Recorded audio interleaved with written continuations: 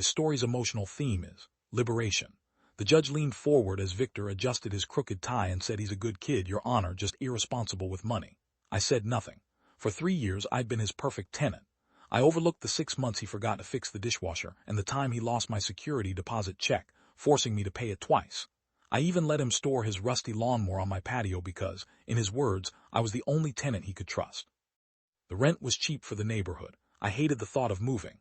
The final straw was the eviction notice taped to my door, citing $2,400 in unpaid rent. When I called him confused, he was so casual. "It's just business, you understand, my nephew needs a place." The dishwasher, the deposit, the years of being his reliable guy, all just leverage to get me out. Something in me went silent. Everything clicked. He always preferred checks made out to his personal name, not his LLC, to avoid bank fees. My legal aid attorney called that a gift. We subpoenaed his personal bank records. I also spent $80 on a security camera, aimed right at the patio where his lawnmower sat.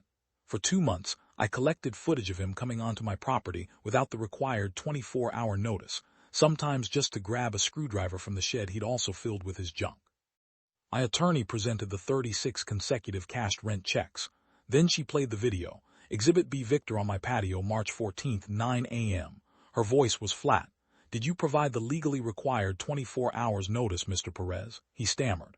Then she played the next clip, and the next. 7 separate violations. The eviction was dismissed. The judge fined him $3,500 for the illegal entries and ordered him to repay my double-paid security deposit with interest.